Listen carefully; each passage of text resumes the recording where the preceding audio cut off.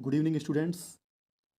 आज हम स्टार्ट करने जा रहे हैं क्लास 10th एनसीईआरटी का एक lesson a letter to God, भगवान को एक पत्र। जीएल फ्लुएंट्स इसके राइटर हैं। अ लेटर टू गॉड, इसको पढ़ने से हमें क्या लग रहा है? भगवान को एक पत्र। क्या आपने कभी सुना है कि भगवान को किसी ने पत्र लिखा है, या आपने कभी भगवान को पत्र लिखा है और भगवान ने कभी उसका जवाब दिया है आपको पत्र के माध्यम से? यही एक कहानी है। इसमें एक लेंचो है जो कि एक किसान है। ये लेसन पूरा पढ़ने से पहले मैं आपको थोड़ा सा पूरे लेसन की जो स्टोरी है उसकी समरी बता देता हूँ एक बार, कि इसमें क्या होने वाला है आगे, ताकि आपको फिर काफ़ी इंटरेस्ट आएगा इस लेसन को अच्छे तरीके से समझने में, क्योंकि उसके बाद तो आपको पूरा लेसन अच्छे से समझना है और वर्ड टू वर्ड समझना है। क्योंकि अगर आपको अच्छे मार्क्स गेन करने हैं तो आपको उस पर बहुत ध्यान देना पड़ेगा। तो स्टोरी कुछ ऐसी है कि लेंचो एक किसान है और वो भगवान को पत्र लिखता है। क्यों लिखता है पत्र? एक्चुअली होता क्या है कि लेंचो का जो घर होता है एक पहाड़ी पे होता है, और पहाड़ी पर अकेला वो ऐसा घर है जिससे उसके नीचे खेत दिखते हैं उसके। और एक मकई का जो खेत होता है, कॉर्न जिसे बन बोलते हैं, उसकी खेत की फसल है। और वो गरीब भी होता है, और वो अपने खेतों को देखता है कि अगर अच्छी फसल हो जाए तो उसके बाद में मतलब उसका परिवार अच्छे से मतलब गुजर बसर कर सके आगे।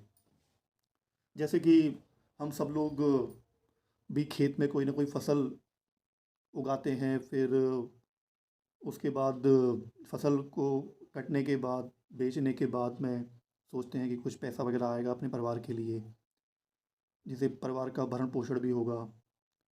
तो लेंचो अपने खेतों में अच्छे तरीके से फसल को उगाता है। फिर धीरे धीरे क्या है कि मतलब उसे ऐसा महसूस होता है पानी की कमी, या मतलब एक बार बारिश हो जाए जिससे उसके खेतों को अच्छा पानी मिल जाए। तो काफ़ी टाइम से इंतज़ार करते करते वो पानी मतलब खेतों में आता है, तो मतलब बारिश होने के आसार दिखते हैं। ऐसा देख के रेंचो बहुत खुश होता है कि अब पानी मतलब बरसेगा तो उसकी फसल जो होगी अच्छे से, मतलब उसमें पानी जाएगा, है ना। लेकिन होता क्या है, इसका उल्टा होता है। पानी पानी जो है, बारिश तो होती है, लेकिन बारिश जैसी चाहिए वैसे उससे ज़्यादा बारिश हो जाती है। कभी कभी खेतों के लिए ज़्यादा बारिश जो होती है वो नुकसानदायक भी होती है ना। जैसे ओले गिरना, बहुत लगातार बारिश होना, इससे फसल नष्ट हो जाती है। और कोई भी चीज़ जो होती है, अति हर चीज़ की खराब होती है। जैसे कि मतलब हमको कुछ खाना है, जैसे अगर हमने खाना खाया जितना हमारे पेट को ज़रूरत है, हमारी भूख जिससे मिट जाएगी। अगर हम ज़्यादा खा लेंगे तो क्या होगा? ज़्यादा खाने से हो सकता है कि हम बीमार पड़ जाएँ। ज़्यादा पानी पीने से क्या हो जाएगा? वो भी स्वास्थ्य के लिए लाभदायक नहीं है। ऐसे जितना हमारी फसल को, जितना हमारे खेतों को अपनी फसल के लिए पानी चाहिए, उससे ज़्यादा अगर पानी मिल जाए तो वो नुकसानदायक होता है, उससे फसल खराब हो जाती है और नष्ट हो जाती है। ऐसे करके क्या होता है कि उसकी फसल को नुकसान हो जाता है, उसकी फसल पूरी खराब हो जाती है, उसके पास में कोई चारा नहीं होता कि वो क्या करे। और आखिर मतलब उसे भगवान पे भरोसा होता है। वो भगवान को मतलब सोचता है कि मैं भगवान से मतलब प्रार्थना करता है कि, और एक भगवान को पत्र लिख देता है। मतलब उसे भगवान पे इतना भरोसा होता है, और वो भगवान से 100 रुपये की डिमांड करता है कि भगवान, कि मुझे बहुत आवश्यकता है इतने पैसों की, क्योंकि मेरी फसल ख़राब हो चुकी है, और जिससे मेरा परिवार का भरण पोषण हो सके थोड़ा बहुत। अब ये क्या करता है, लेटर लिखता है। अब लेटर लिखने के बाद में डाकघर के पास में जाता है जहाँ पर वो बॉक्स होता है डालने वाला लेटर। अब वहाँ पे ये डाल तो देता है अपना लेटर।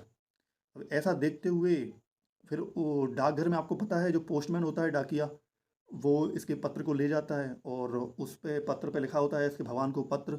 और वो देख के बहुत मतलब हंसता है ये, कि पता नहीं कैसा अजीब आदमी है ये, और इसने भगवान को पत्र लिखा है। क्या कोई कभी भगवान को पत्र ऐसे लिखता है? क्या भगवान उसका कोई जवाब देते हैं क्या इस तरीके से? तो आखिर मतलब वो जो डाकघर वाला जो पोस्टमैन डाकिया होता है, वो अपने अधिकारी को जाके बताता है, वहाँ पे डिस्कस करते हैं इस बारे में कि देखो ऐसा ऐसा एक पत्र आया है। तो वहाँ का जो अधिकारी होता है वो सोचता है कि इस व्यक्ति ने, इस किसान ने बड़े ही बहुत भरोसा किया है भगवान पे, तो हमें इसका भरोसा कायम रखना चाहिए। तो आखिर वो जो अधिकारी होता है वो आपस में दो चार लोग मिलके पैसे इकट्ठे करते हैं, और 100 पैसे तो इकट्ठे नहीं हो पाते हैं, 70 पैसे कैसे ना कैसे करके, ये है ना, मतलब भगवान के जरिए कि भगवान ने तुमको पैसे भेजे हैं, ऐसा करके वहाँ पे ये एक दिन पूछने आता है कि क्या भगवान की तरफ से कोई जवाब आया है। तो वो बोलते हैं हाँ आया है ना। और 70 पैसे ये कुछ इकट्ठे कर पाते हैं। अभी पूरा जब लेसन हम पढ़ेंगे तो उसमें आपको हर एक चीज़ समझ में आएगी, वर्ड टू वर्ड, है ना। अब 70 पैसे जब इसको मिलते हैं तो ये भगवान को मतलब है ना, मतलब इतना खुश नहीं होता है। मतलब वो जो अधिकारी होते हैं वो देखते हैं कि क्या होता है, इसको बहुत खुशी होगी, लेकिन क्या होता है कि ये 70 पैसे देखने के बाद में इतना ज़्यादा खुशी नहीं होता है। और फिर है ना, फिर से पत्र लिखता है भगवान को कि भगवान आपने जो मतलब पैसे भेजे हैं, अगली बार मेरे पते पे भेजना, क्योंकि यहाँ के जो लोग हैं वो शायद लुटेरे हैं थोड़े, मतलब इन्होंने शायद बीच बीच में से पैसे निकाल लिए हैं, क्योंकि भगवान तो पूरे पैसे भेजता है।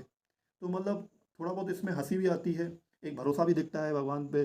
और जिन्होंने मदद की होती है, मतलब करते तो बेचारे वो भला है, लेकिन उनकी बुराई होती है इस लेसन में। ठीक है।